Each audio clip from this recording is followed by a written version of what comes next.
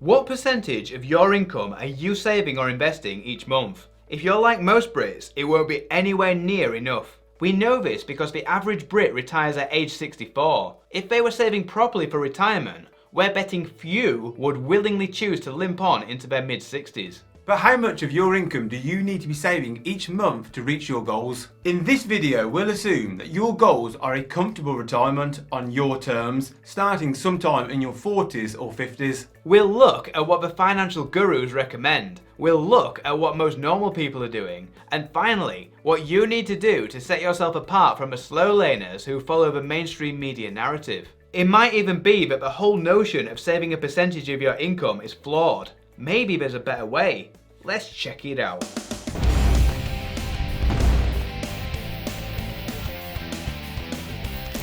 Welcome to Unshackled.com, the investment and finance channel and website that sets you and your finances free. That was Andy and I'm Ben, and if you like what we say, hit the like button and click subscribe. What percent of their income do other people set aside?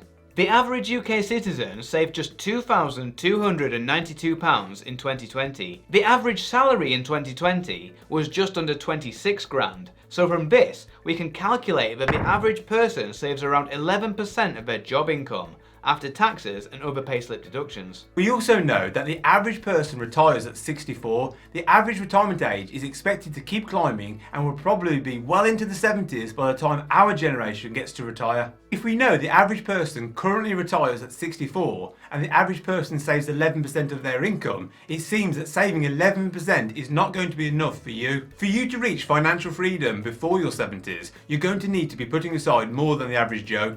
Though to be fair, the majority of these savings will not be invested in wealth building assets. Instead, they will have been left to fester in a low interest bank savings account. But as we'll soon calculate, even when invested properly, 11% is still far too low.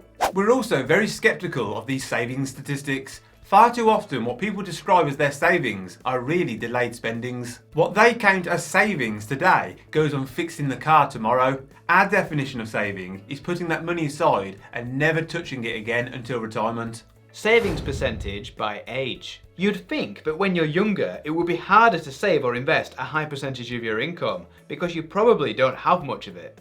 Any money you bring in goes straight out again on rent.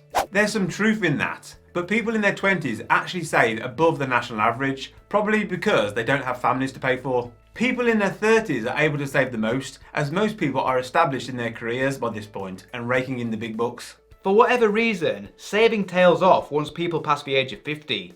Perhaps they are putting money into pension accounts as well, but it's not reported in this data. But still, these numbers are very low. Is anyone investing their savings?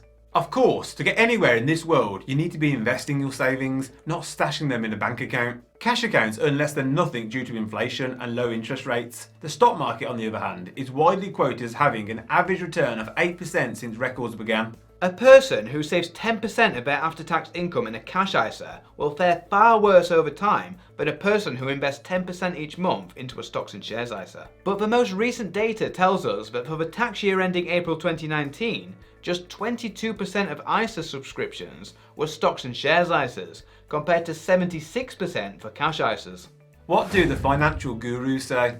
J.L. Collins, author of The Simple Path to Wealth, linked below, recommends you aim to save or invest a full 50% of your income. While he admits that he hasn't always been able to do this himself, he credits the setting of this target as having been essential with helping him to become financially independent while still young. Andrew Craig, author of Live on Less, Invest the Rest, also linked below, suggests people should invest 10% of their income as a minimum, and anything over and beyond that will be beneficial. We find this a bit unambitious personally, but we do respect most of what this guy says. 10% is simply no good for retiring before your 60s, but it's better than nothing.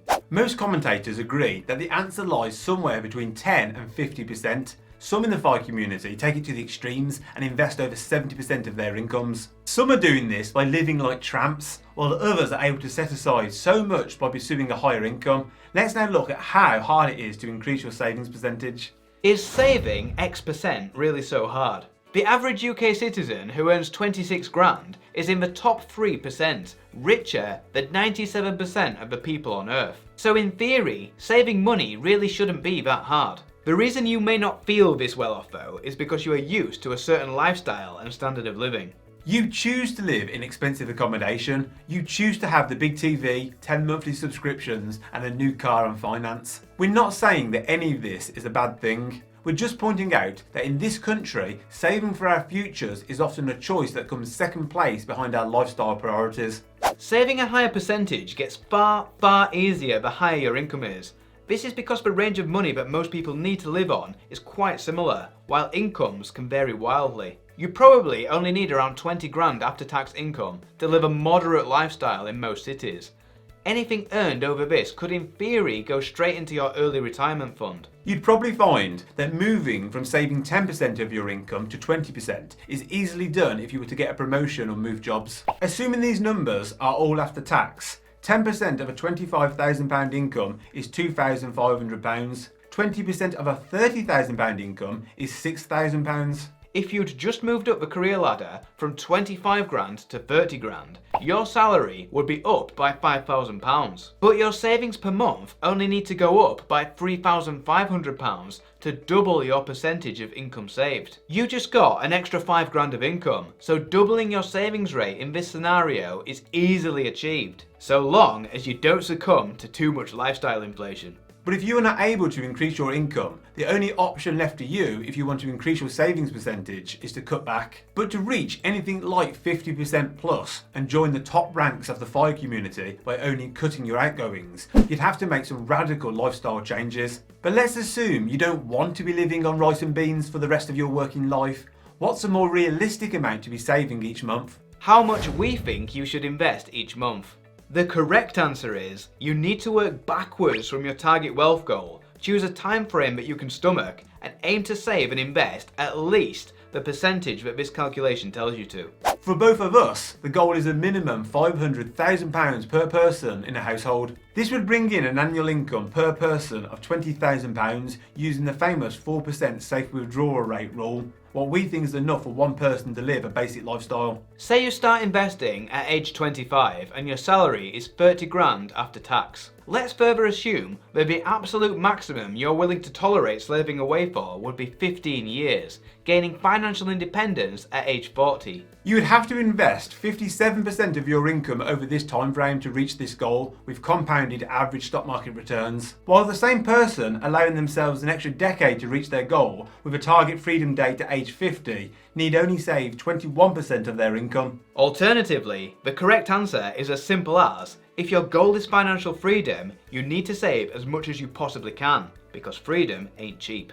As a footnote to this rule, you may believe you are already saving and investing as much as you possibly can. But are you really? Or are you in fact just investing as much as your lifestyle allows you to? The slow lane mindset. Unfortunately, the rot of the 10% savings rule has spread widely across the mainstream media. Next time you see a financial expert on the BBC, they'll likely quote this number like it's some kind of gospel truth. This doesn't help anyone though, and is just a form of talking down to the audience. Quite a number of other outlets, including Experian, are now citing the 50-30-20 rule, which is an improvement. It suggests spending 50% of after-tax income on essentials, 30% on non-essentials, and leaving 20% aside for your savings pot.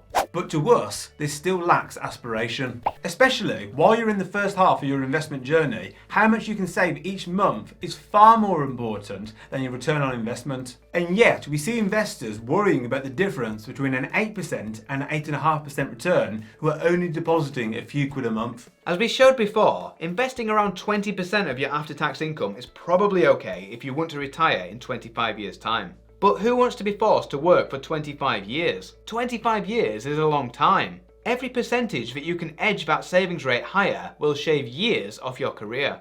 Switch to the fast lane now. Also common in the mainstream media is a total disregard for investing. Newspaper articles about home finances will only quote the latest cash ISA interest rates. The BBC's coverage of individual investors paints us all as uninformed chancers who jump onto bandwagons like GameStop and crypto. But most of the viewers of these shows and readers of these magazines are stuck in the slow lane of cash savings. The media are just talking to their audience. You need to switch into the fast lane of investing. And we're not talking about some scary Wild West where you gamble your savings on a single stock or the latest fad. A do-it-for-me investing platform like InvestEngine invests into diversified funds for you. Here's InvestEngine. It's as simple as answering a few questions about your risk tolerance and target time period, and hey presto, you're delivered a portfolio of diversified funds covering stocks from around the world, both big and small, with some precious metals for protection against downturns. Find your way to InvestEngine via the link below and they'll give you a £50 bonus up front. Question of the day. What percentage of your income do you set aside for early retirement? Join the conversation in the comments below. Thanks for watching. On this channel we talk a lot about personal finance, investing and all things money. And if you want to see more great content, please click the subscribe button below. This is moneyunshackled.com. See you next time.